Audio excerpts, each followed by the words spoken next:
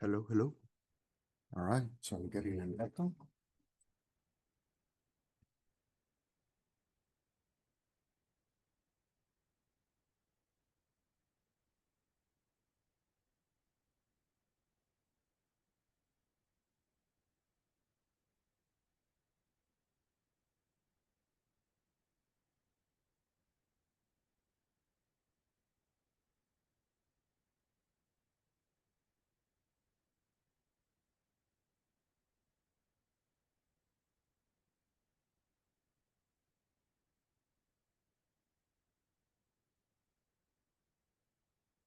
Now that take right, we'll have time.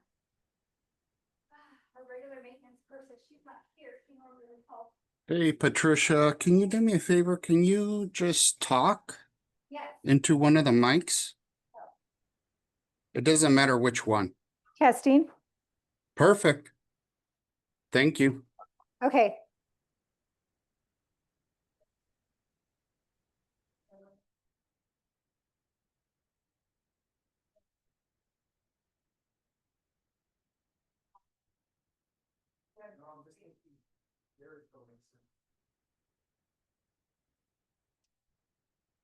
So we want to.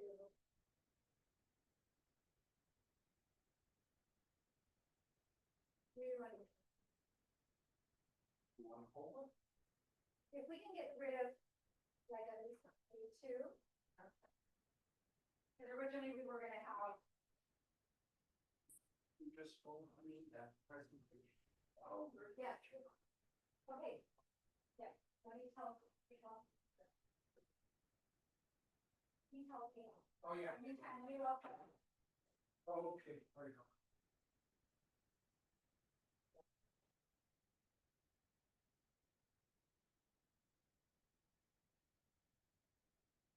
Need help? Not too sure how they want this. They asked me to remove two tables. Then. This I don't know if there's a large group that's accepted.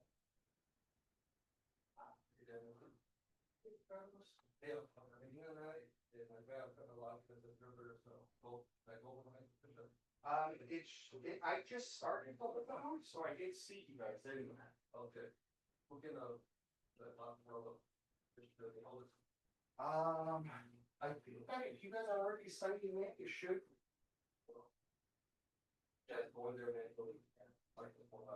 Oh, okay, she just went to go get her laptop. Okay. So, if she needs to send me some. But I'll let her know. Like, I wanna sit over there, we can do the interpretive person and everything that is online. Okay. All right. Yeah, that's what I'm as well.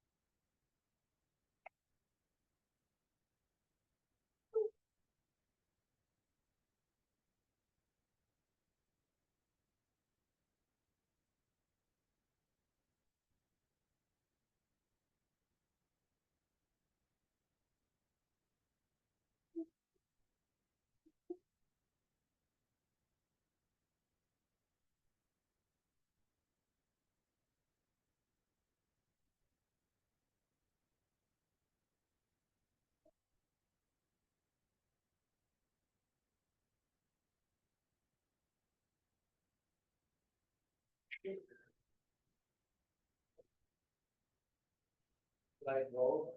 Yeah.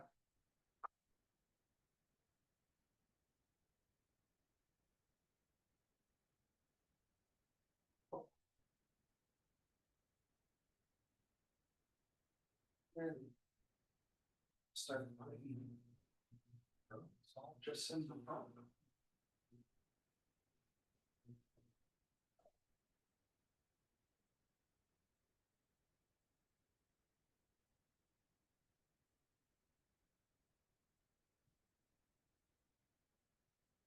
Something. You have a gate, they're going up.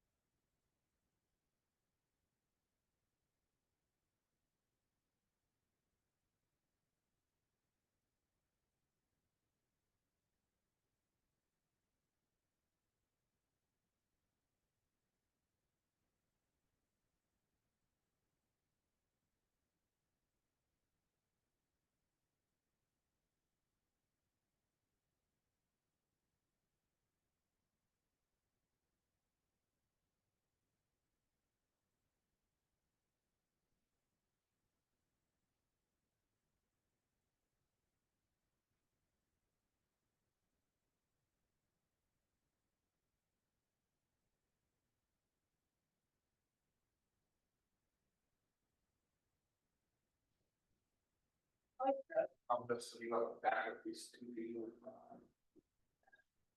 We'll just, we'll see. Thank you so much. I'll send it to you. And then Carlos said that you need to do something for him?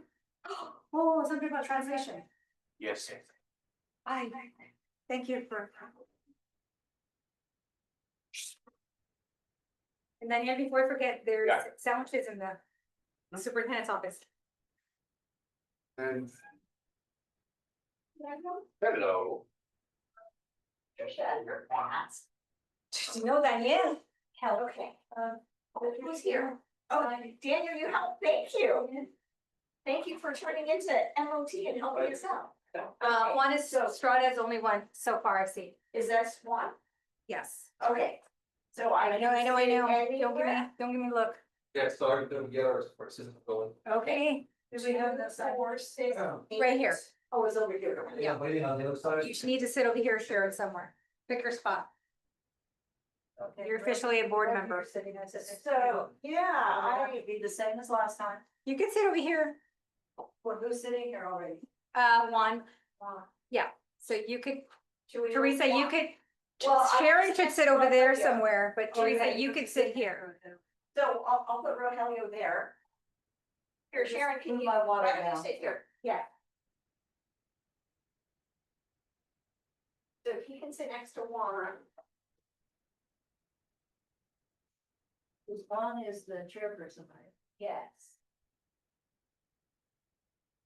I spoke to Rogelio, he wants me to be a member of the committee as the administrator.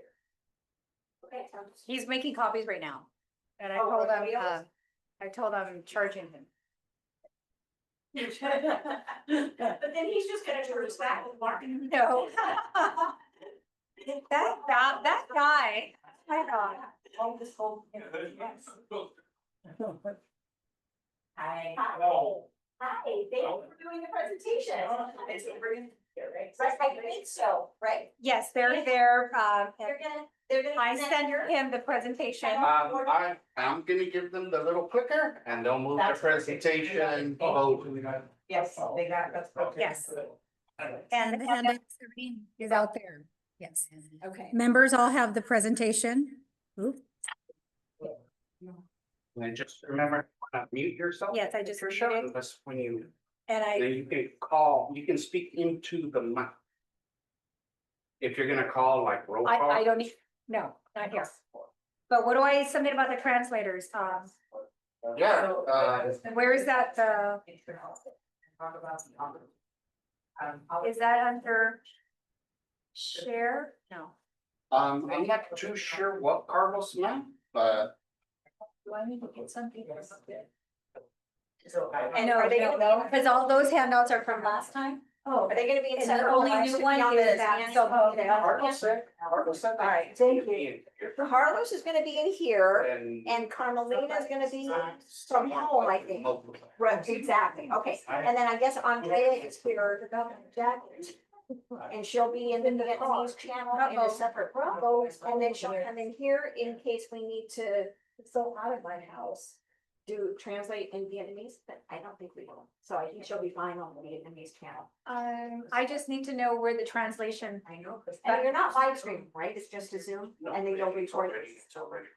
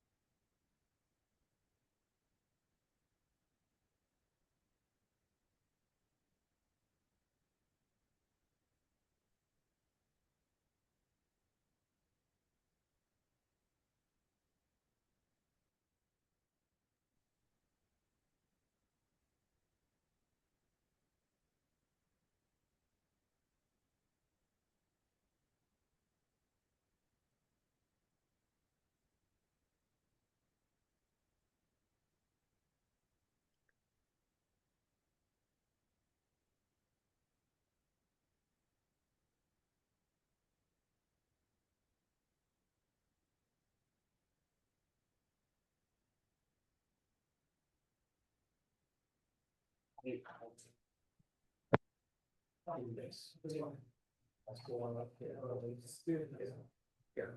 only Gustavo is missing.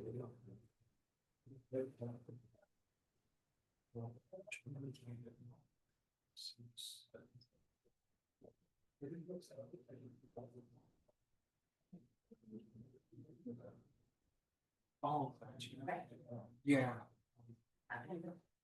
No, I mean, that works. I think you just. Yeah. Okay. I'm texting him right now. Oh, good, okay.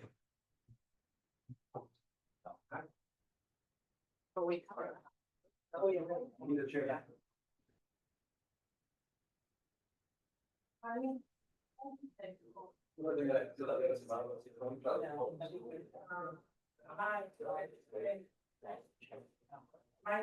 No,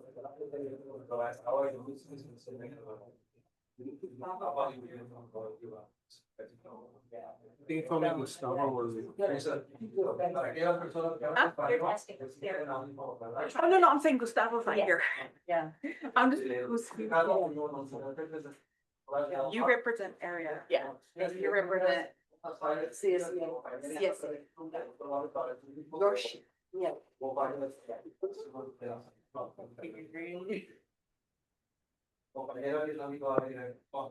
have. And we're gonna have Spanish interpretation on Zoom, go ahead and technical down for that. That won't let me. And the Vietnamese is very below the as well, so the same.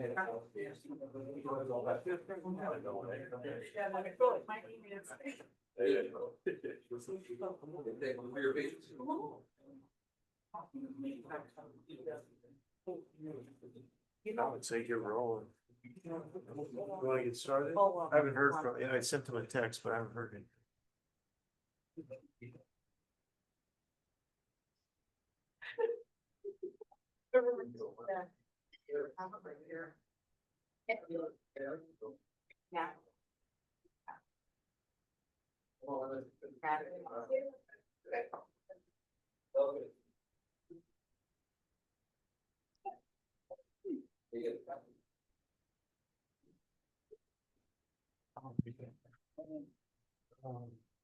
We're not waiting for the. No, if you want to open the meeting and then we can count him and take one. Well, I mean, there was another one, that's why I'm. Oh, Andrea's here. Okay, oh, thank you. Team, what do we do with the Carmelita who's online? Should we dismiss her or? Yeah, let me send her a text. Thank you. Do we have the presenters here? Yes.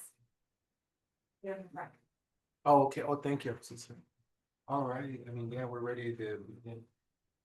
So. Just give me a second. All right. Okay, all right, everyone, let's call this meeting to order and we'll start with roll call and I should call everyone. But yeah, you can do it. Yeah, that's fine. Okay, so Natalie Abal will be absent. Delia Navarro. Here. Gustavo Gonzalez, not yet present. Maribel Avila, Here.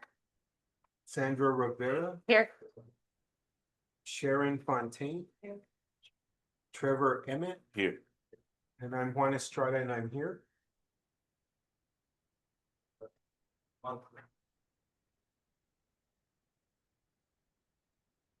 And next on the agenda, we have a presentation by Somos Mayfair regarding facilities at 600 Sinclair Drive, San Jose, California, 95116.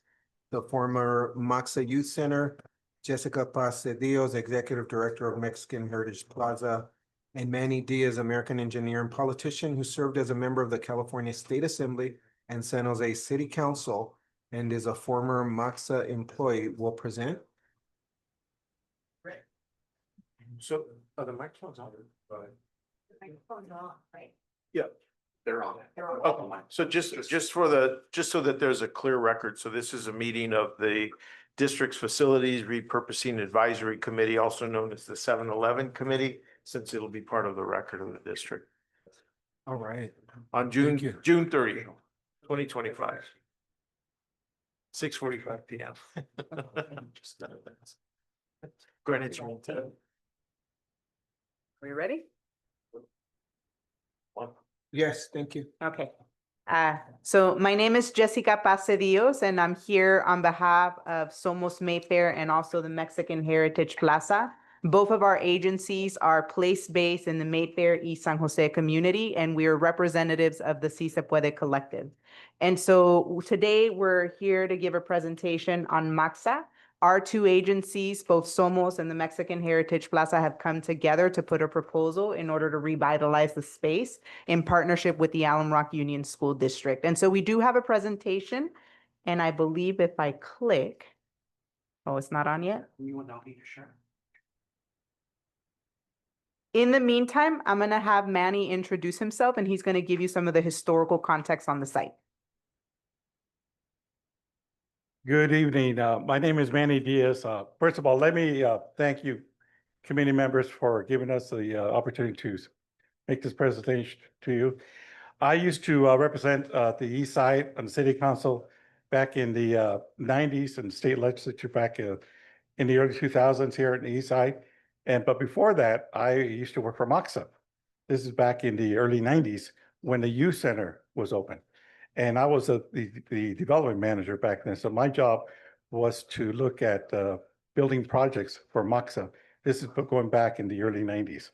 So I have a pretty good background history of what happened there with the development of the MAXA Youth Center and really what it meant for the community. So thank you again for this opportunity. And so what we're gonna do now is talk about what we envision. So we envision a place where youth can thrive and families are supported. A center that reflects community resilience and leadership, and a launchpad for generational change and healing. This is a model for innovative schools and community partnerships. So again, this is the School of Arts and Culture at the Mexican Heritage Plaza, Somos Mayfair, on behalf of the Si Se Puede Collective and in partnership with the Alum Rock Union School District. What we are putting before you is a proposal in order for us to come together to ensure that that space is activated and serving our students and families here in the Alum Rock Union School District.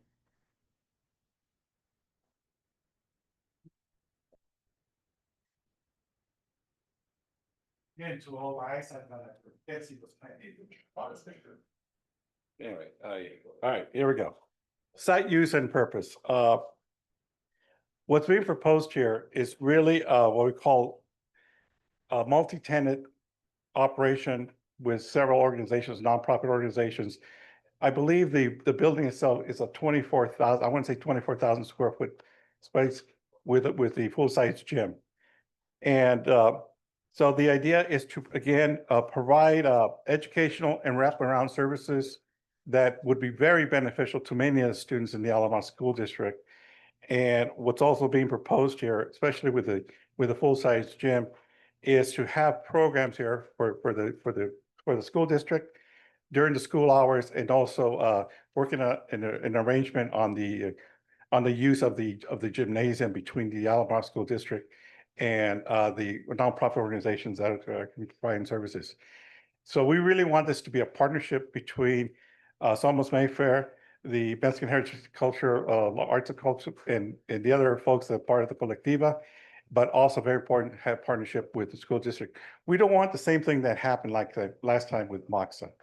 Unfortunately, that arrangement, as everybody knows, didn't work out well. So we want to make sure that we don't get into that situation again. And that's where we're proposing this strong partnership to be able to make sure that the facility is going to be maintained well, and that the monies are going to be there to also maintain it, and to also make sure that there's going to be enough programming dollars and services that the community wants. And we're talking about youth development here, arts and cultural connection, economic mobility. There's also talk about doing some job training here, possibly with CET, I believe, because they're also interested in providing job training here with CET, and also civic engagement. And also, again, having free access to the facility and the gym, and possibly looking at something outside on the fields. That's to be, right now, we're in negotiations with the school district to see exactly what could be done.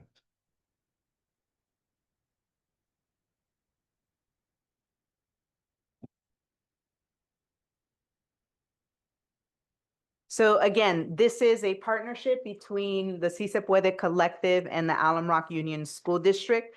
And for us, when we think about the partners that will help to activate the space, we think about the city of San Jose, Santa Clara County, nonprofit organizations like the Si Se Puede Collective, in order to ensure that students and families and the school district benefit.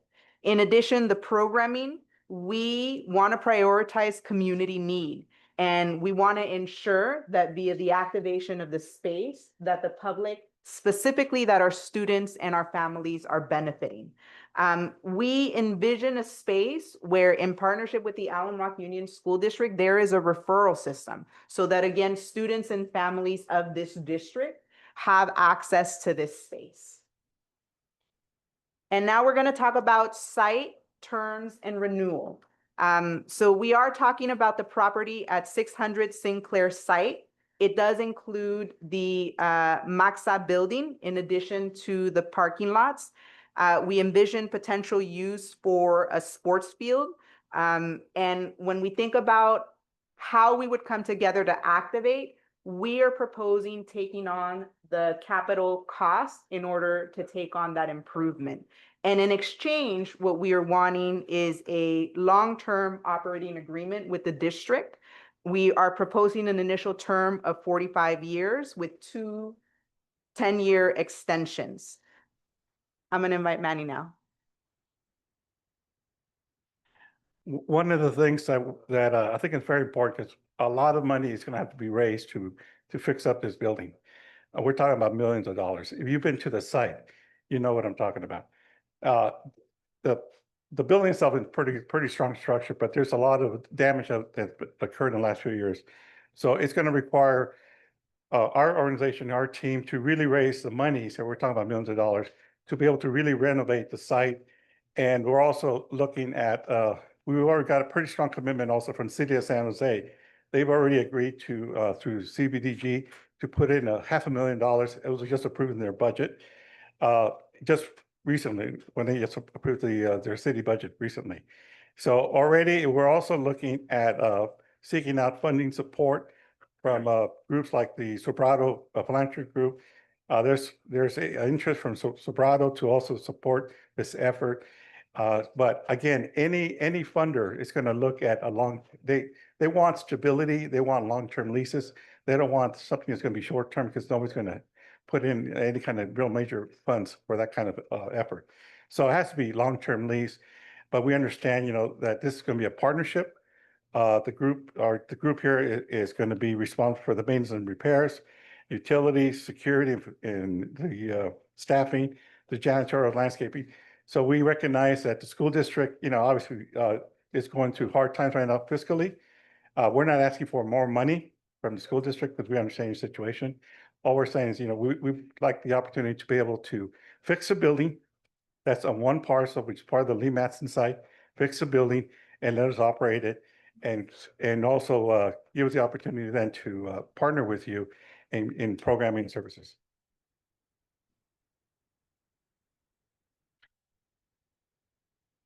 And so in exchange for the capital improvements that Somos and SOAC on behalf of the collective would take on, we are asking for no rent or lease payments.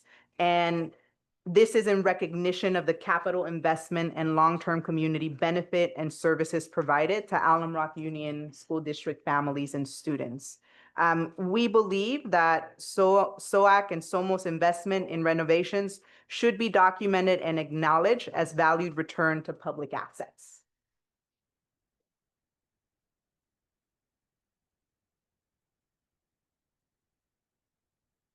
No. Yes. Okay. Now, we like to, there was a question before from the school district regarding if this property is surplus. Because when, as you know, when you consider something surplus on school property, there's a process that everybody has to go through. I think everybody understands it. It's a very lengthy process. Now, this parcel has never been declared surplus. This is the Lee Matson parcel. All this is, the Moxie Youth Center is on one parcel, which is the Lee Matson parcel. And so all we're talking about is an empty building that needs to get fixed up. So it's not, interpretation is not considered surplus. So we just want to make that clarification.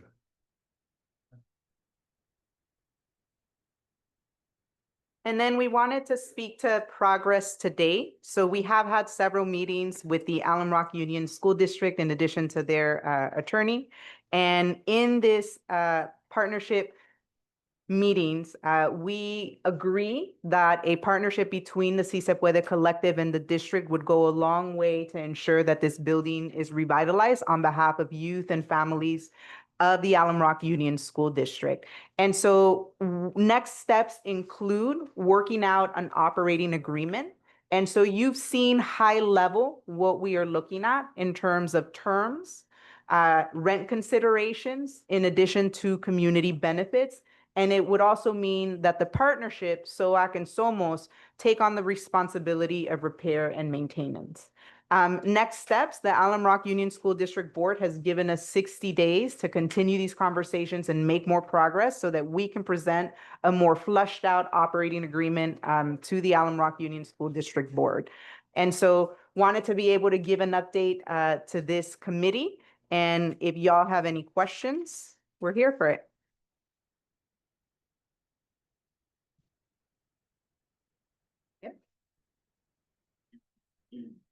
Mr. Chairman, I'm not sure this is the proper time to ask for this, but would it be appropriate to ask support from your committee for what we're proposing here? Or are we out of agenda? I'm not sure.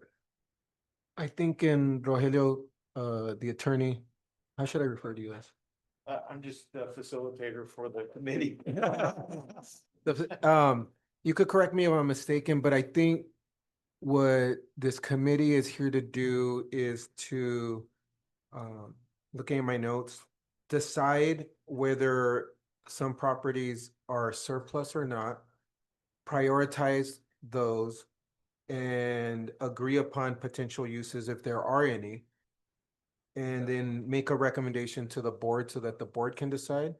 And so I think the intersection of what we're doing with what you're presenting, and I was going to ask a question is, are you asking for, because I think you said this is not surplus, are you asking for this committee, or are you recommending that this committee decide that the Matson site and or the former Moxa building site not be considered or deemed recommended as surplus? Well, first of all, my understanding is that this parcel, which includes the building where Moxa is, which includes Lee Matson and the rest of the property there, has never been considered surplus by the board. It's not surplus, considered surplus.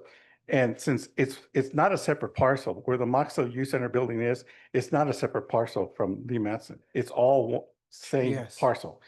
So this is why we're saying, and we had this discussion with the attorney here, with you, Rogelio, and it was our understanding that because it's all part of the same parcel of Lee Matson, all it is really is just an empty building that needs to be fixed up, and it's never been determined. It's never been approved as surplus property.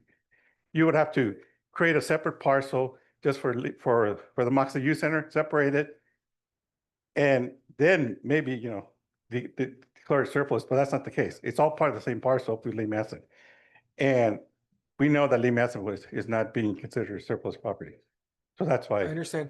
Maybe I had a question for the facilitator of the district. I actually had three that might help shed light on something. Can I ask it now and then maybe ask? Sure. So is it correct that there is no need for a site to be considered surplus to be leased? That's For- correct. That Okay. determination ultimately falls to the board. Right, It's also true that only the board can make the decision that a property is or isn't surplus. This committee, the role of this committee is simply to make a recommendation. right. And so the reason I ask that is if this committee were to not recommend Matson and or this building, and I'm gonna get to the next part about, because I know what you're saying, they're one. If we did not recommend it as surplus, and if the board did not decide to make it surplus, it could still be leased to another organization, right? That's what I'm understanding. It does not need to be surplus to be leased. Well, that's a complicated question Okay. because there are different types of leasing or tenancy arrangements under the education code. But one of the things that the Ed Code does say is that before a property can be leased or sold by the district has to have this committee and have this committee make recommendations to the board, one way or the other. All right. So this is the first step in that process. Then the next step, of course, is going to be for the board to review and act on whatever the recommendation is that this committee makes. Certain tenancy agreements under the Ed Code have limitations on them, time period limitations. Others say that the lease cannot exceed 99 years. So it would depend on any number of factors in terms of what the board might be looking at or looking to under any given set of facts. So I it's understand. kind of premature to answer that question, I guess. Oh, sure, sure. But I think you've answered it. I'm gonna thank you for your patience as I see clarification so that we're all on the same page. Are there currently district facilities that are not surplus that are leased to other organizations such as nonprofit? Yes, but they fit within some of these different categories under the education code. So for example, the district has facilities use agreements, which is in the nature of a lease with charter schools. Those agreements typically do not exceed 5 years. But there may be one or more that do. But those are creatures of statute. Those are required by law. The district is required to provide facilities. The district also has a joint use agreements with nonprofits. I can think of one right now, at least one. And then are there any others? I think that's Allen Rock. Yeah. Oh, and the Allen Rock Youth Center. The district has an agreement with the city of San Jose for the development and use of that property. Right, and so I'm just gonna paraphrase. So I think the answer is that a district facility does not need to be declared surplus to be leased to an organization like a nonprofit, although that is a very complicated decision with complicated parameters that would be decided by the board at a future date. Yes, I mean, Yeah. there are some circumstances where that could happen. There would also be some legal limitations as well, depending on the circumstances. I understand, thank you. I'm just trying to get clarity. And then, so then to another point, is it possible, and I'm not trying to indicate any opinion, I'm just trying to understand what is possible. Is it possible for a school like Matson School to be non-surplus with a building on the same property, like the Matza building, declared as surplus? I believe it is possible. Okay. And the reason for that is that the education code doesn't say that an entire site has to be declared surplus. It doesn't say that. Okay, What it speaks of is in terms of real property. So the Matson site is a relatively large piece of property. And so, yeah, I do believe that is possible. okay. To have a separate determination of surplus as to a portion of the property. And I have one more question that I'm trying to hope sheds light, and then, so lots of possibilities, but if we narrow it down to if this committee were to recommend, and we don't decide, if we were to recommend surplus, it could be leased. If we were not to recommend surplus, it could be leased, the board could decide. And so now I think my final question is, if, which, I can tell you what we recommend. We recommend that it not be deemed surplus. okay. Yeah, and let me just, for the committee's sake, I'll ask the last question, just so that they all have the same information. Which is, if it were declared surplus, and if there was a potential, if there was an organization interested in leasing, where would nonprofits fall in priority list for the district? Well, there are, what the education and the government code tells us is that when you're leasing property by a public agency, a school district, there are priorities among different types of groups. And so we would have to look at the group and the use, the particular use. But I think I'm hearing a different question, or a nuance of the question would be, what is the committee's role? Understanding where, you know, that the recommendation by this group would be to not declare it surplus. The role of this committee is, this committee, you know, is going to make a recommendation to the board regarding a priority list of surplus space and real property, as well as making a recommendation regarding the limits of tolerance, how the property should be used, what kinds of uses would be acceptable to the community and not acceptable. So for example, in this particular case, if the committee were to find that they do want to recommend that it be declared surplus, the committee could also say that the recommendation is that it be declared surplus and that the district prioritize an agreement with this organization that meets these goals and needs. So there's a lot of different ways to approach this. It not necessarily all surrounding whether or not the property is ultimately declared surplus space. I was mistaken. I just have one more, and again, it's for clarity, because I totally hear what you're saying. And so I want to make sure I understand this part correctly. If it was declared, if the recommendation was make it surplus, and if the board chose to make it surplus, are you saying that the board, the district would not need to follow a set of categories defined by the state, that the district in that case could pick whoever they wanted to lease it to, whatever order it wanted to? Not necessarily, but what it would do, what it could do potentially is it could help define an approach and a framework for the administration, for the district to work with this, with the collective, to find a transactional approach that fits those needs. Thank you. All right, thank you. And the reason I asked all those questions, I wanted one, to have a better understanding. I wanted all the committee to have a good understanding, and especially all of the public, all those vested parties, because I think we're all here because we want a viable district that serves students into perpetuity, especially at a time when there are competing organizations that may offer less but may market better.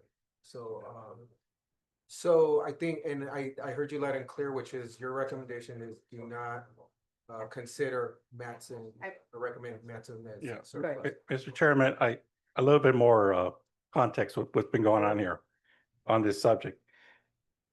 When the school district hired a consultant that was going to be looking at different sites for the workforce housing, and they came down to the final sites for the workforce housing, and Lee Matson was on that list for one of the final sites. That's why it was, and so the part of the recommendation from the consultant that was recommending to the board, this is I want to say last summer. I want to say that's when the action was taking place, or maybe a little bit, about a year ago, maybe a year and a half ago. Anyway, but the recommendation from the consultant that was looking for the workforce housing site, Lee Matson, was also recommending tearing down the youth center. they had allocated, proposed up to $2 million to tear down the youth center. So part of the proposal back then was to tear down the youth center. And that's when the community found out about it, said, no, we got to preserve this building. It's a beautiful building. It's an opportunity for the community to come together, provide services. So part of the proposal back then was to look at using the bond money, to tear down a building, the Moxie Youth Center. And so, and when an RFP went out to look at what could be, who would be interested in possibly renovating the youth center, the only one that really responded was our group. So there was an RFP that went out. So this is what I'm saying. So it's part of the same parcel. It's an empty building, and it's never been declared surplus by the board. I'm talking about the entire parcel. Yeah. So that's where we're coming from. Yeah, no, thank you, and thank you for taking the time to give the committee and the public information so that we could consider that information as we consider what to Sure. recommend. And then just so I want to make sure that there is awareness, I know we addressed it in the presentation. So our group is coming together. We have the support of community. We have the support of 5 place-based organizations. Between the Si Se Puede Collective, we manage 12 acres in Mayfair, the Mexican Heritage Plaza, and also Vegelution at Emma Prush Park. And what we're asking for is we are committed to raising the capital in order to save the building, in order to activate it, and we're going to provide a community service. In exchange, we want rent considerations. We want in-kind rent. And so I just think that that's in the conversations that we've been having with the district, they seem to be amenable, given what they also want out of the partnership, which is access to the gym. And so I think that that's important context to have. The conversations are ongoing. They seem to be going in the right direction. And I'm sorry, do any committee members have any questions? Gustavo? Hi, thank you for being here, and I apologize for my late arrival, but I'm looking at your recap, the last page here, and it says that you want a long-term operating agreement. And I'm just wondering, how long-term did you want that for? Sure. So we want a 45-year term with 2 10-year extensions.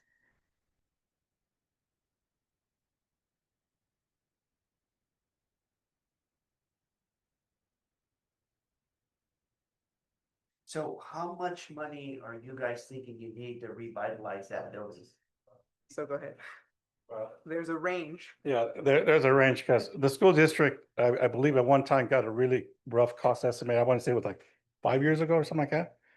And back then it was, I believe, around $20 million or something in that range. So, so we're not talking about a small amount of money here. But again, our organization here, we're willing to raise the money to get it done. So I'm hearing 20 million to revitalize that building? So there's a range. So in the conversations that we've been having with the school district, the range is anywhere from 20, and I think I heard the superintendent say $50 million. And so what we would be taking on is also the feasibility study. Yes, that's right. We would be taking on the feasibility study in order to ensure like what is the real cost, and then figure out what the capital stack needs to be in order to do those renovations. Once there's, I guess, agreement on the terms on the operating use agreement, then the next step would be to really have a contractor look at the building to do a better cost estimate to see how much would be required to really renovate the entire site. And have you guys raised any money here? So the city of San Jose through CDBG has committed $500,000. And we are committed to engaging in a capital campaign. However, what we want in return is a long-term operating agreement. If we're going to take on the risk and the time to be able to do this, then I think it's fair for us to enter into an agreement with the district. To give you an example of what the group is capable of. So amongst the 5 agencies, we have a total of around a $60 million operating budget, because we're talking about 5 agencies within the Si Se Puede Collective. SOAC alone, the Mexican Heritage Plaza alone, raised close to $30 million for the acquisition of the property across the street from the Mexican Heritage Plaza. And so we have experience doing this. This isn't our first time. And we know that with the support of the community, with the support of cross-sector partners, including the city, the county, private philanthropy, that we can get this done. Any other questions? Committee members? I don't have a question, but to the facilitator. So some of us here on this committee also sit on the workforce housing project. And so is this a conflict of interest for us to have a recommendation one way or another? Because our other recommendation was to put our workforce housing on the Matson site with the contingencies of the Moxa building no longer being there. No, I don't think there's a conflict there, because that project continues, or that project in concept continues to move forward. And this is a separate item, so interestingly, they're both all part of the same parcel, so. Right. yeah. And I would also like to add that as it relates to the workforce housing, we are supported. In fact, when you think about the development and the vision of that site, if you can think about the workforce housing, if you can think about the school, if you can think about Maxa being activated, that is a community that is being fully supported. All right. So I'm sorry, did you have a question, Donnie? Yeah, so, my question is, what, cause I really don't know, cause I hear, I don't know. What was the downfall of Maxa the previous time? Well, when I was there as a development manager, I was under the, I used to report to the executive director. Her name was Esther Medina. And this is in the early 90s. Unfortunately, the director, Esther, fell ill. So she had to step down from her position, and another person took over her position, and another person took over her position. And by then, I was gone. There was a change in, back then, I think they were being unionized. The employees were being unionized. And there was an issue in compensation, work compensation on benefits.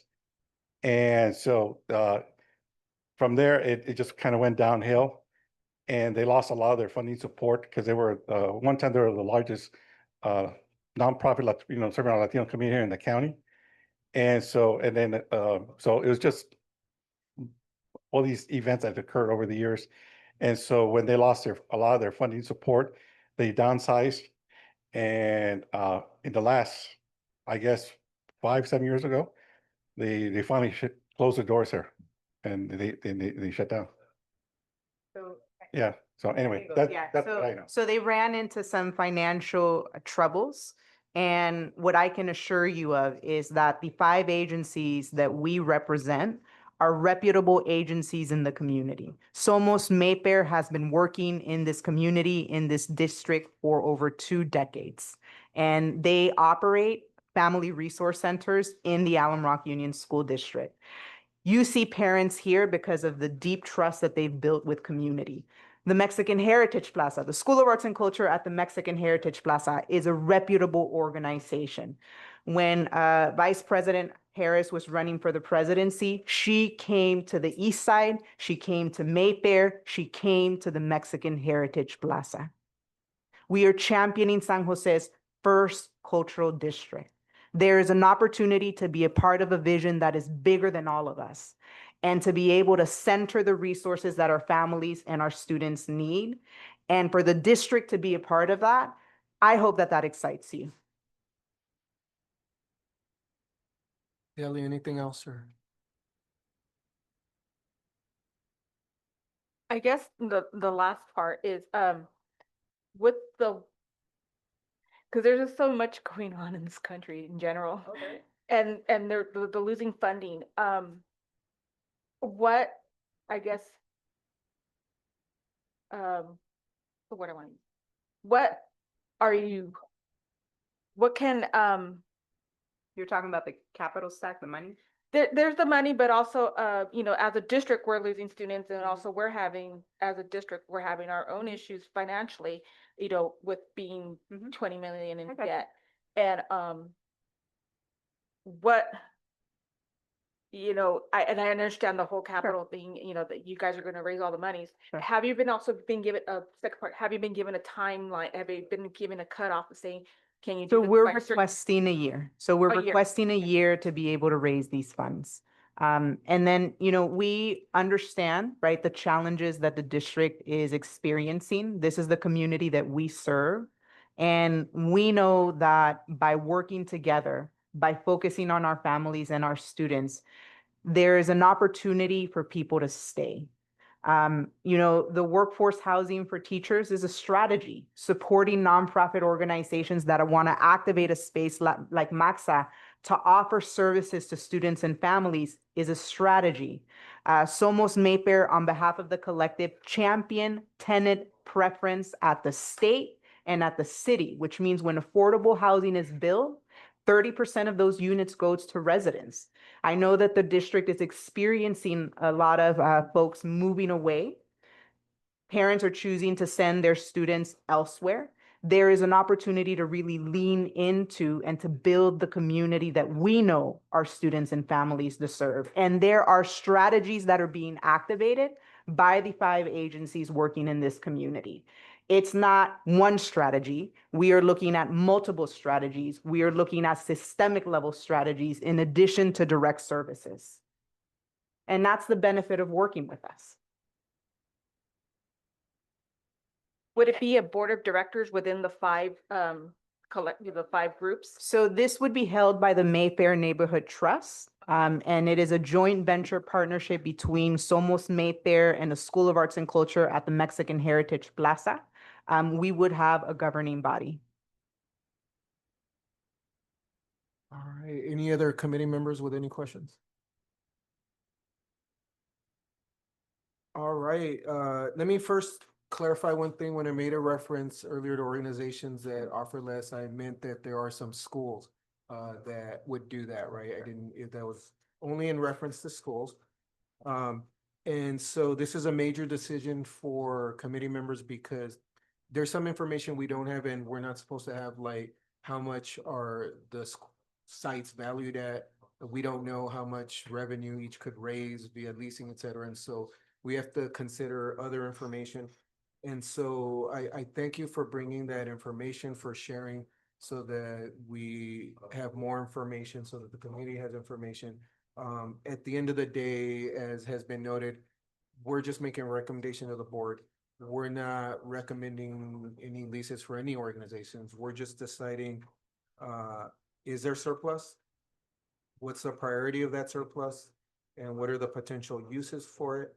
And I understand your recommendation is the former Maxa building is not be. The whole parcel's not surplus.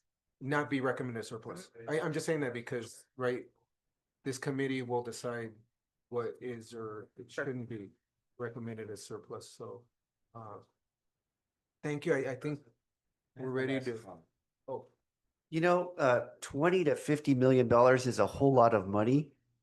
I would say, if this doesn't work out and you could raise that kind of money, you could probably buy a building with that and do the same services in that area as well. So don't freak out. If you guys can do that kind of fundraising, I think you have lots of choices. Sure. I'm just. And I will add that there is historical, cultural, and political significance. And when you think about the moment that we are in, this is part of the narrative. And there is an opportunity to preserve and to activate a building that has been vacant and blighted for the past 10 years. Can I ask, I know this is a committee and you are not the board of trustees. I be part of the Alhambra committee, the oversight committee, all those committees. You guys are members of our community. And I don't want to speak in the podium because I don't want to be like we are in a board meeting. And I'm honestly starting to feel with all this dynamic, like if we are in the board meeting. I don't want to feel this way, but I want to remind you guys, Maxa Community Center has history. And I want to say, I invite you guys to come and walk that building. When I was part of the oversight committee, I went and walked. And guess what? maybe you guys are privileged to work, to live in a different area when you don't see what is going in there. In the past years during the pandemic, from San Antonio, and couple of kids that nobody, not even here in the meeting, they talk about it. They were kids that were committing suicide at 16 years old. And we all know how hard the pandemic hit us. And I think this is a hope for a community to have an open space, because if you go there, they've been closed, 8 schools, we just closed recently. And all that, when you see in the area, there is no open space for kids. There is no open spaces. We need to have a wellness community center. We need to have this center, and this is the only organization that showed up to say, we want to do something about it. And I think it's overdue. Our community needs this, because we need safe spaces and healthy spaces for our community. If you guys don't live there, I invite you to walk through to see how everything is in there. And I remember when I went that day on the oversight committee to walk the building, you still see the murals, you still see a lot of things are preserved. And when we opened the doors, there was a kid that showed up with his skateboard. And I say, look at that, we just opened this and then we have kids coming. You guys have if you guys can support in a way, it's not your decision, it's not in your hands to decide. Just remember, you guys are part of the community and you guys are our voice. I was not invited to this committee, but if I was invited to this committee, you will be hearing from me talking this way. So I invite you guys to advocate. And like I said, nobody else showed up. We're the only ones and we're here. And let's make this dream possible. It's in your hands to do something good for our people. And I don't see people as all brown people. I see people of different colors as the same, because we're all the same. We are in a circle. Nobody's above, nobody's below. We're equal. Thank you for sharing. I really appreciate that. Did the presenters have any final comments? Mr. Chairman, I want to show you something. And I'm going to show it to the folks here. Sure. This is the Moxa Youth Center. See this right here? See this right here? This is the Moxa Youth Center. The Moxa Youth Center right here. The Moxa Youth Center. I wrote this book, it's 1997, when I was a city council. This was Project 4 card to the community in East Side. This building represented hope for our youth. I told you about Esther Medina, our director. She was a great leader. She had a vision, especially the Mayfair. We purposely picked Mayfair neighborhood because that's the neediest, one of the neediest neighborhoods in the entire county. That's the reason the youth center was built there. That's the reason. So this is not any ordinary building. It has a lot of people that spoke about it, remember going there. So this is a very important building for many people in this community. Thank you. Thank you. Oh, you're welcome. All right. There. Oh, can I say something before I call? Oh, yeah. Okay, so thank you. And I just want to know, we all have different experiences, and my experiences living in East San Jose for all of my life since my mother brought me here from Mexico has been that East San Jose is full of people just like you and people up here who are collaborative and want to support the community. And so I thank you for saying that, because I think that's exactly who you're talking to. I jotted down stuff like, I've lived all over East San Jose, like a lot of immigrants end up doing. And so I either lived or went to, I lived next to Sloniker. I lived in the neighborhood where Chavez Elementary is at. I currently live near Lindale. I have lived near Goss. I went to school at Shepherd, which is next to Painter. Oh, that's right. I also went to Dorsa. I'm sure you know where that is, right? So, and my son and daughter went to Adelanta Academy, and they've taken classes at other schools like Joseph George and Matson. And so I think that I'm not certain, but I know most of us here, if not all of us, are within this area and care about this area. And one of the reasons I wanted to make sure that those interested, invested in the area had an opportunity to speak and that the public had an opportunity to speak is because we're going to benefit from everything you have to say. And so thank you for being vocal and sharing your opinion and sharing the presentation. And now we will go on to the next agenda item, right? Well, you should ask the public if anybody else wants to address it. Oh, would anybody else like to address the information you just heard? And thank you. And so they go up to Yeah, the Go podium. up to the podium. Go ahead and form a line. And this is separate from the public. Yes, Hearing. Okay, Wait, did they do the 2 minutes or? 2 minutes. Did someone? I can. Lucky. Or did it- Process of time, let's see how long the line is. yeah. Yeah, I don't think it'll be too long. I think the majority are for us to kind of show our support. I just want to address some of the concerns that you might have shared today as well, in regards to why invest $50 million in this site when you could possibly own my property for $50 million. And because I'm the CEO for the Center for Employment Training, we are committed to partnering with this proposal. We want to invest as much as others are eager to invest. But again, we don't want to invest unless there is a long-term commitment in regards to Alamoc School District and the collective partnering together to ensure that this 50 million isn't just something, yeah, let's let them invest and then we'll get them out. So we don't want to be one of those landlords. So we want the Alamoc School District to see, wow, it's been vacant how long? We haven't done anything with it, but yet it was a huge investment initially. I don't know about you, and this is not a judgment on the Alamoc School District in any way, so please don't hear it that way, or this committee. But when it went vacant, it was an opportunity to truly put somebody else in there that could have brought it back to life immediately. But now it's gone down to the point where we need 50 million. We want to surround it with affordable housing, as it was mentioned by one of your committee members. We want that to still be part of the vision. We still want that to be part of the dream.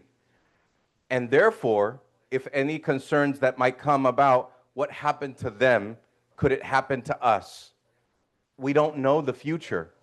But if we invest into this building, revitalize it, bring the whole community together, and we as a collective, we as organizations fail you to meet those expectations, then you have a $50 million building revitalized to find somebody else at that moment in time that can do that. Just like the city of San Jose has a youth center managed by Catholic Charities of Santa Clara County called the Washington United Youth Center, and they're meeting the needs of that community. I would suggest that if they couldn't meet those expectations, there would be somebody else that can come in and do that. So I just wanted to share with you just a final note. We are committed. We'd like to be in partnership with you and ensure that this community is heard, and it's not just about making money, but rather reinvesting back into our community, especially giving yourselves, you guys need a win. After closing this many schools, we need a win in the community. They need to hear that the Alamoc School District is willing to do something for and with them. And this is exactly what you need to help propel us forward. Thank you. Evening Advisory Committee. I am Fernando Ramirez. I'm a middle. Grab the mic. Good evening, Advisory Committee. I am Fernando Ramirez. I'm a middle school student here in San Jose. I am here with Somos Mayfair, Si Se Puede Collective, and Youth Building Coalition. For almost a decade, Moxa has been closed, but before that, it served as a community hub for children and families during that period. During that period, it was open. It helped hundreds of people, serving as a place for sports, academics, childcare, and so much more. If we reopened it, it would give Latino youth in our community a safe place to feel welcome and to be safe. I've done sports for a long time. Having somewhere to be able to go and play basketball and wrestle would be extremely beneficial for my growth. Think about how beneficial Maxa could be for other youth with their hobbies, giving them opportunities for in their passions. Letting them. Thank you. Good evening, Advisory Council. I'm Cara Ramirez. I'm here with Somos Mayfair Si Se Puede Collective and the Youth Building Coalition. Maxa once stood as a hub for Latino culture, community, and youth empowerment. Reopening it would give Latino youth a safe place and welcoming place to collaborate, explore their interests, and access resources they may not find elsewhere. I truly believe bringing back Maxa would create a lasting positive impact on our community. Young people deserve a place where they can feel seen, supported, and inspired to grow. It could help prevent school dropouts, engage youth with diverse interests, and build a deeper sense of belonging. Please don't tear down something that once lifted up a whole community. Fighting to reopen Maxa is a chance to invest in a brighter, stronger future for our next generations. Thank you. Hi, my name is Yuretsi. With Somos Mayfair Si Se Puede Collective and Youth Building Coalition, Maxa should be revitalized to provide programs to support community members such as neighbors, family members, and friends. School closures have a major negative impact on students. Maxa would be a great space where students feel supported. Maxa could be a great space for the community, so let's form a partnership to make a stronger community. Thank you. Hi, my name is Juan Carlos. I bring Somos Mayfair. Maxa need to be open.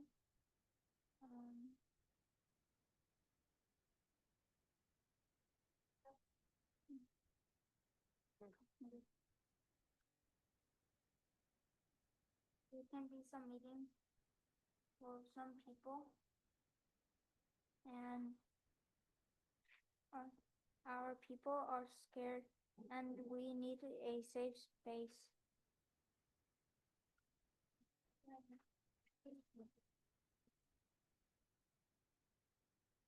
Good evening, everyone. My name is Ernesto Barajas, and I thought this meeting, I mean, I don't have nothing against Maxa or something like that, because I know Maxa was building since when Nora Campos was there. She was one of the supporters right there and everything like that, you know?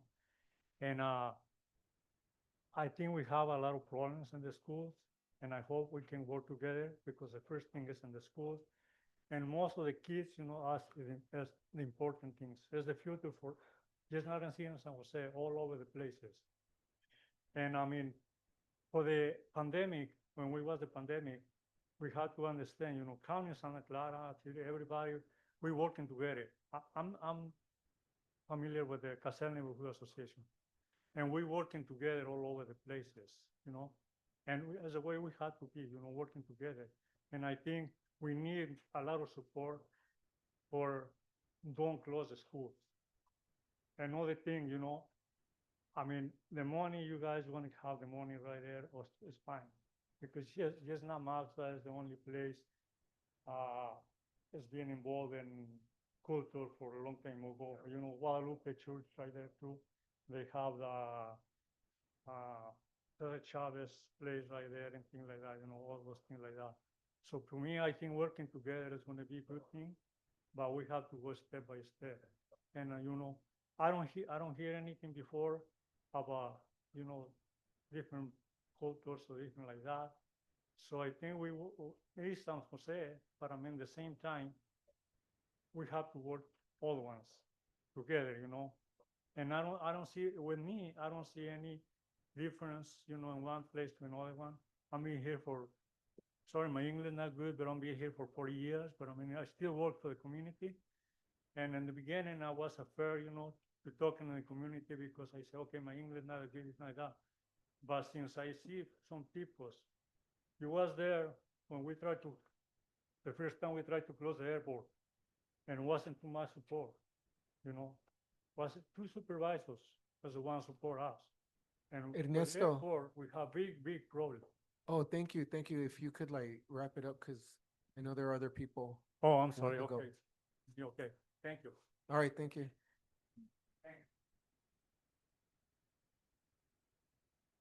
Buenas tardes, my name is Alberto Camacho. Thank you guys for your time. I'm here in alignment with Somos, with the School of Arts and Culture, and the Youth Peace Building Coalition. I teach high school at Silver Creek. I'm a James Lick graduate from San Jose through and through. And I remember growing up as a kid going to Moxa with the homeboys to just go kick it. It was a space to go. Coach Mario was incredibly influential to me and my development as a young man here on the east side where my parents worked. And as I share this with my students at Creek, they're craving something like this, man. Like they're craving a space where Raza and everyone from the east side of San Jose can come through, can eat, can hang out, get help with homework, just other adults to be role models for them, you know? And we hope that y'all align with us. We hope that y'all consider the students, right? Consider your kids, your grandkids, your great-great-grandkids, nieces, nephews, because they're craving a space like this, you know, especially after the pandemic. I see it every day with the students that I work with. Las ganas de tener un lugar, una comunidad. We're losing the flea market, and that was another spot to kick it at. The Moxa could be that for us, right? It could be that for all of us. And I really urge y'all to think about the youth, think about the future. Most of us won't be around in the next 45 years, so y'all align with it. Cool. Pasan los años, and it is what it is, right? But this is a space that's crucial, that's needed, and that will uplift, promote, and invite the future generations to come together and to stand for something so they don't fall for anything, especially in the times that we're living in now. So I hope that y'all stand with us, and I hope that y'all really consider the youth. Thank you for your time, and have a good evening. Hello, everyone. My name is Jonathan Gomez, and I'm an associate professor of Chicano Studies at SJSU. And I'm also a member of the Youth Building Peace Coalition that has been in conversation with Somos Mayfair, the School of Arts and Culture.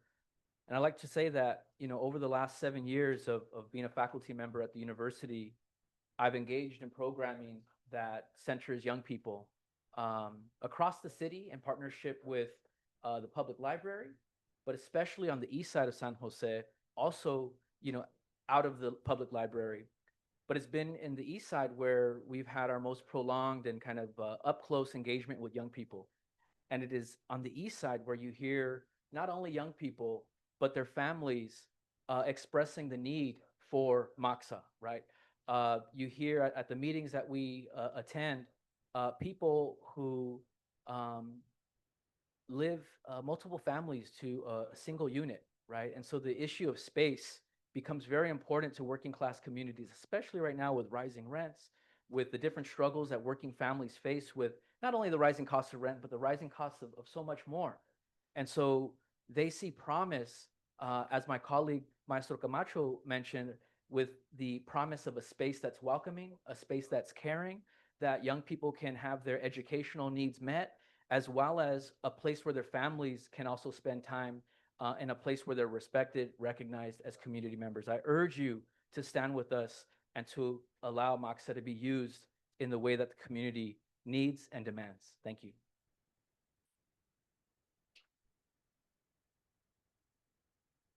Good evening, the beloved committee members and comunidad. My name is Olivia. I'm part of Empuje with Somos Mayfair. And Moxa is essential to an East Side San Jose. It's about culture. So I take it very personal when comments like, you know, if you cannot do it here, do it somewhere else. I think our community has been pushed around for decades and decades. You know, we've been pushed around. We've been, you know, moved to different places just because there's just other people that is in power. So when I hear comments about you don't do it here, do it somewhere else, it really gets me. Personally gets me, because I feel like that's the narrative out there for our community, especially on Mayfair.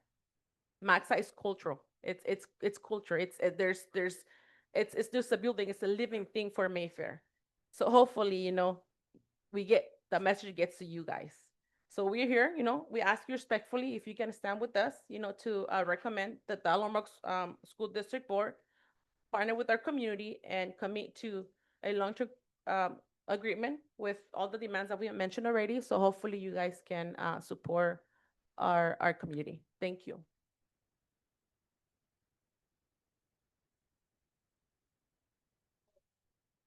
Good evening. My name is Ilsa Gonzalez. I am a parent of Allen Brock students, and I'm a former student of Allen Brock School District. I am here on behalf of Maxa and supporting it.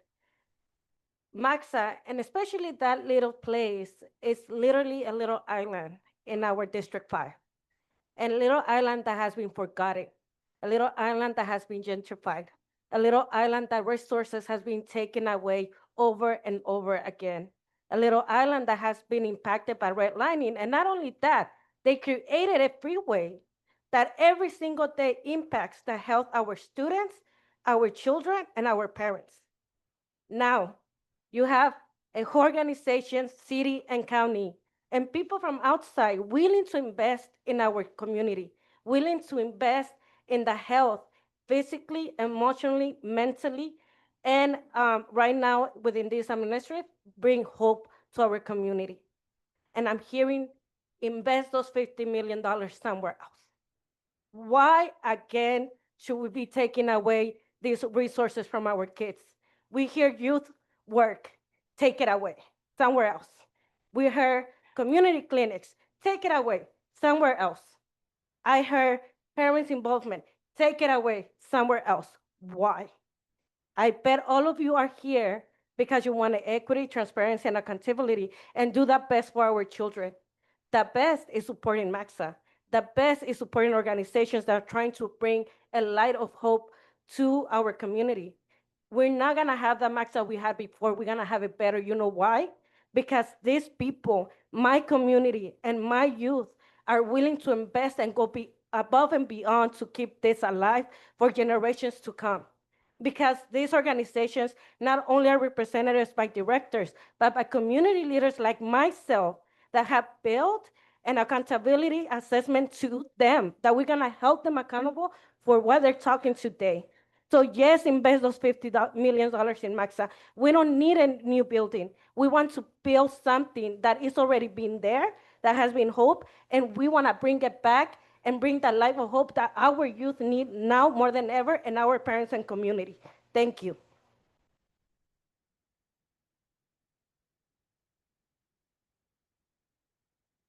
Hello, my name is Ashley Guerrero, and I'm the Jóvenes Activos organizer at Somos Mayfair. Today, I'm here to ask for your support in recommending to the board to partner with Somos Mayfair, the School of Arts and Culture, and the Si Se Puede Collective to revitalize Maxa. With everything going on with the current federal administration, we know the looming threats the big, beautiful bill has in terms of divestment in social services for families and communities across the nation. The Alum Rock School Board District trustees, and in turn, the advisory board have an opportunity to invest in their very own community by agreeing to designate this land as not surplus so that the board can enter into a long-term operating agreement to reopen Maxa. This will not only benefit the community who has been directly affected by recent school closures, but it will also benefit the Alum Rock Unified School District by filling in the needed gap in terms of access to services for parents and their families. I'm sure you've been asking yourself, with the current political climate, what can I do to make an impact? You have the chance right now with your vote to stand on the right side of history. And that's it. Thank you. Hello, everybody. My name is Teodoro Joel Garcia. I'm a San Jose Black Bear. I've been a resident of San Jose for about 26 years. I just want to share a story with you guys about a little school that you guys might know. It's called Cesar Chavez Elementary. And I say about 12 years ago, I walked into this school and I had no idea. Like, I was actually shocked that, just so I'm talking to you guys, so you guys understand who I'm talking to. I was shocked that you guys would let a school get that dilapidated, that run down, that kind of like shocked me that you guys would like walk away from the kids at that young of an age. So I want to tell each and every one of you guys that's exactly how I feel.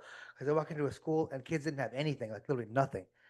But Moses Mayfair stepped up. We had a little program, and it was a little book program that we had.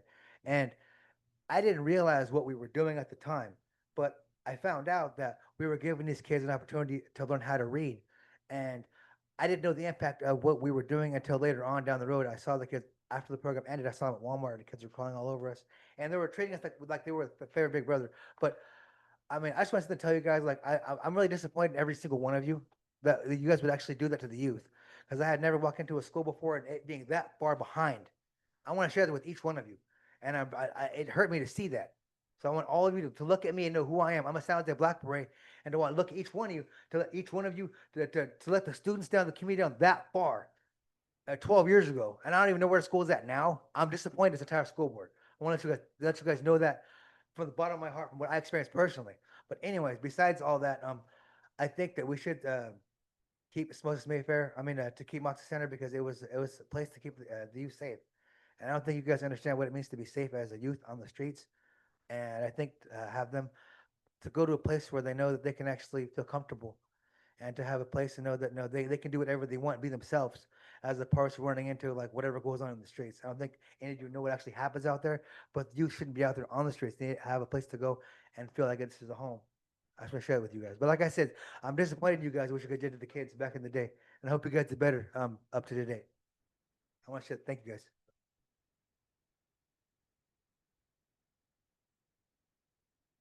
Pejote, Apenui Chekase. In my language, that means hello.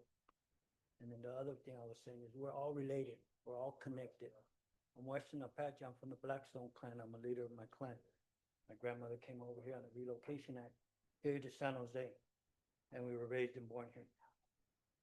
I wanted to say that if there's anything else that you can look into your heart and look into the investment that you're going to put into, not only to the building, but to the people that are going to occupy the building, whether it be your grandmother, your grandfather, or your teenagers, or your neighbor's teenagers, or your neighbor's elders, right?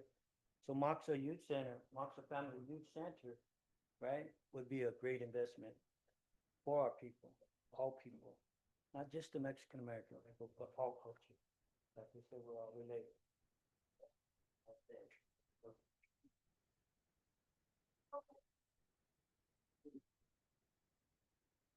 Hello.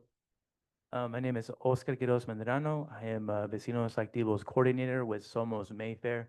And, we're talking about something more than an asset. We're talking more than a broker fee from the sale or development.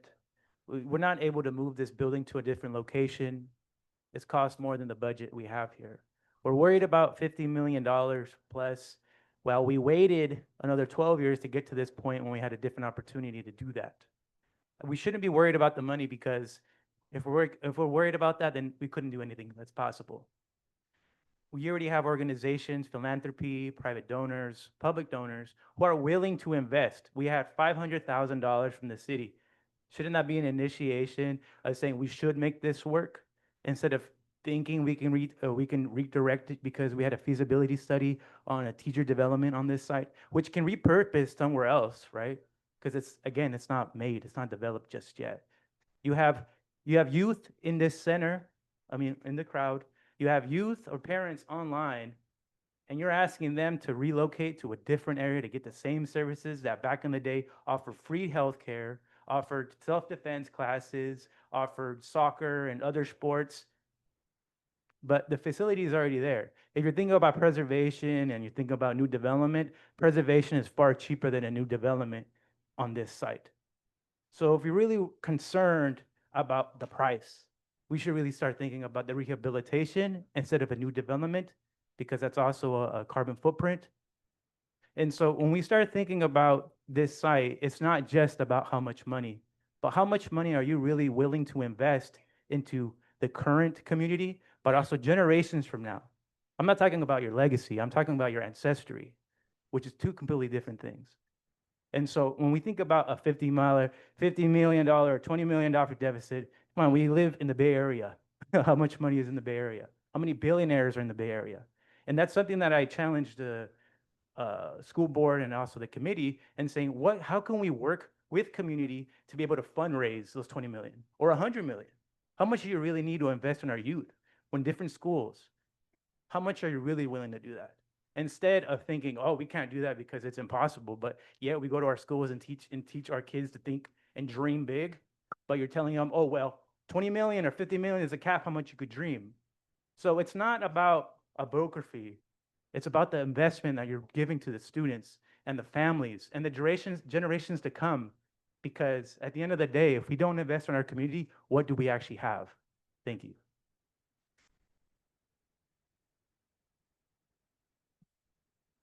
Hello, my name is Claudia Cuello.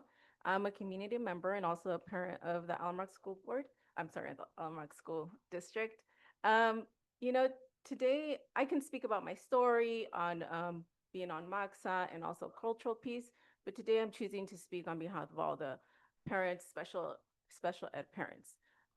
We've heard a lot in board meetings that we have a high increase of students in special ed, and you know, it costs so much more money and a lot of that, right? MAXA could be a really big opportunity also for our students to have a space where they can feel they belong, where it can be an inclusive space for them to incorporate and be side by side with their peers, which is really difficult for us parents to find.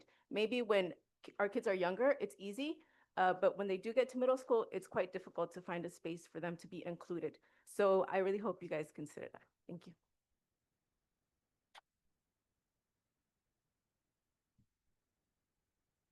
Good evening, committee. My name is Angelica, mother of three youth kids. I am neighbor of MAXA. I have raised my family there. I have been there in the space, teaching my kids how to use the bike, playing soccer, having a space to spend on Easter Day because we didn't have where to go. There's a lot of memories. I can keep going and going. So if anytime you want, you guys, any of you want to have a walk through the neighborhood, I can keep going with the stories about MAXA. Today I want to board to recommend to the board to preserve MAXA. We need it. I'm just echoing what everyone says. We need all the money now to rebuild it because it has been abandoned for so many years. We have been talking to the city, we have been talking with the Alum Rock District, asking the community to take care of it, and now here we are. So thank you. I hope you make the right choice.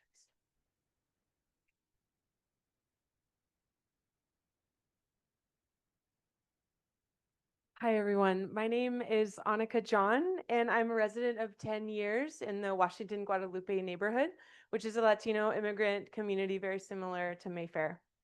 When we invest in our youth, they invest in our city and our neighborhoods. 30 years ago, a system-impacted young man found a love for futsal at MAXA. He found belonging, friendship, and community there. Now he's leading futsal programs for youth like himself, for hundreds of youth on the West Side through the Washington United Youth Center. Over 30 years ago, a gang-involved youth grew up going to MAXA and is now leading programs and mentoring gang-impacted youth just like himself at the Washington United Youth Center, investing his time and energy into rejected youth searching for belonging. There are countless more stories like this. When I talk about MAXA to staff at the Washington United Youth Center, their eyes light up. And they reminisce about how transformative their experiences were there. When we invest in our youth, they invest in our city and our neighborhoods. We live in one of the most wealthy and resourced parts of the world, with some of the most brilliant and innovative minds. We have the creativity and the resources to make this happen when we work together. So let's invest into the next generation and watch how they invest into their own cities and neighborhoods for a better future. Thanks.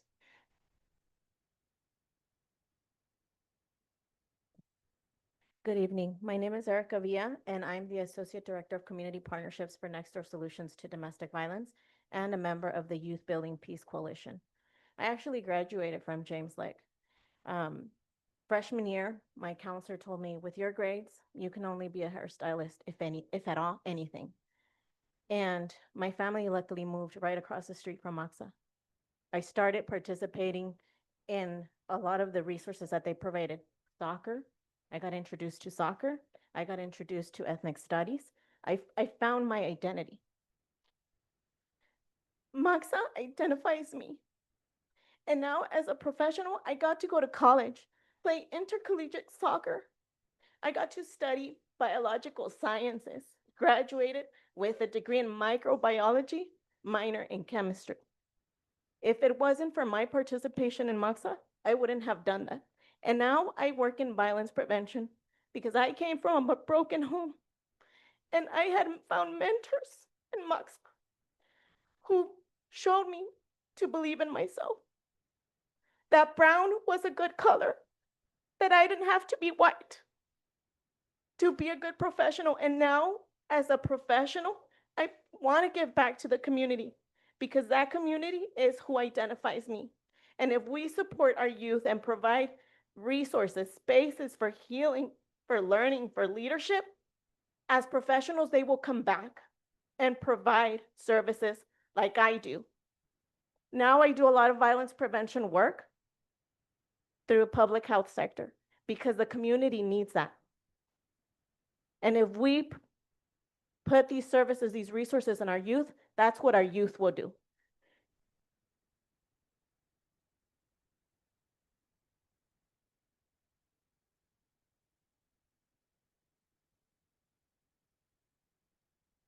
Good evening. My name is Rachel Subega, and I'm here to support all these organizations that are asking for your support.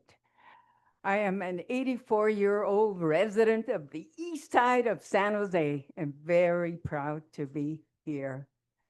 Not only that, but I am a retiree of Santa Clara County.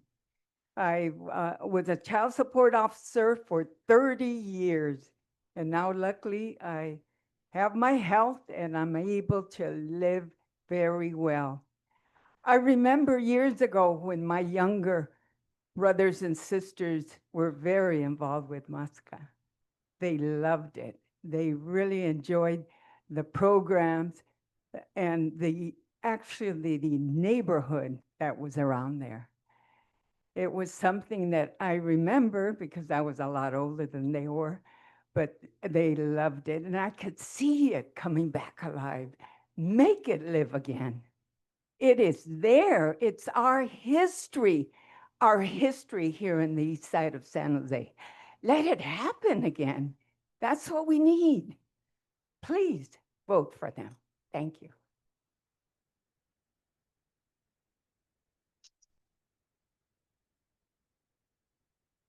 Good evening. Good evening. My name is Sotolo Garcia. I'm with the San Jose Black Berets. Thank you for having me. First, I wanted to say my father was a teacher at James Lick. Thank you very much. I appreciate that. I wanted to say that, not just Mayfair needs the MAXA Center, but East San Jose needs that MAXA Center. I've been burying my classmates my whole entire life, and I don't see an ending. And I'm seeing these kids right around that MAXA Center doing the same exact thing. And if it stays in that condition it's in, those kids are going to be in the graveyard. And if that gets developed into a housing complex, the kids are going to be in the graveyard. And you have an opportunity to prevent that. Thank you very much.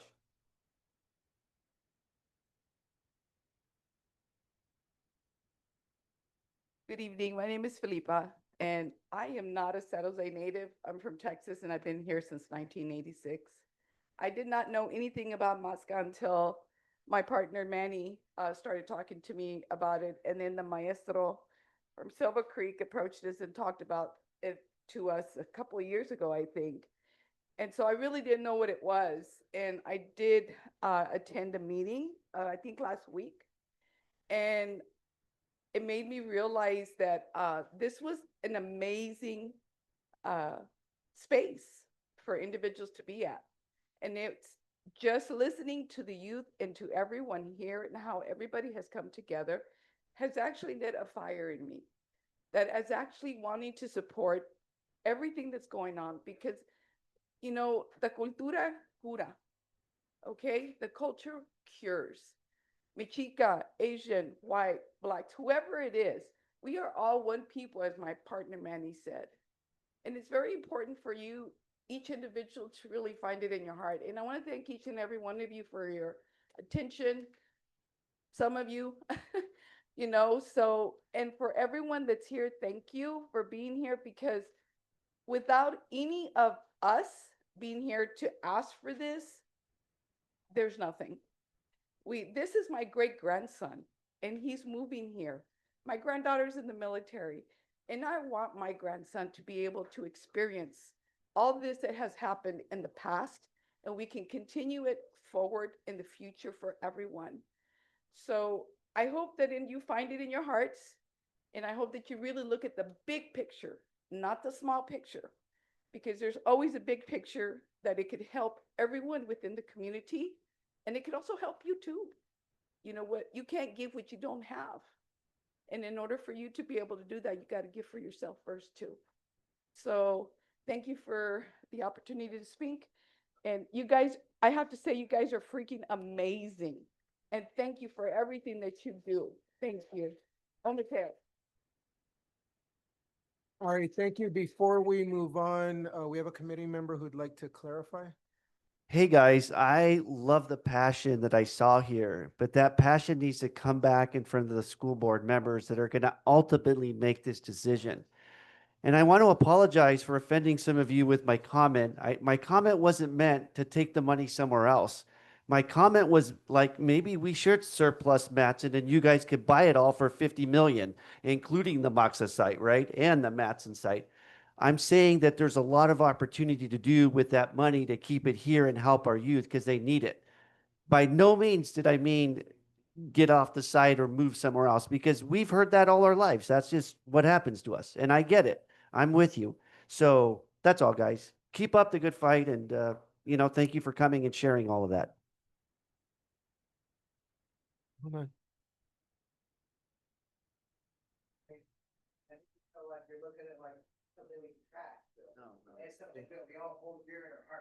Right.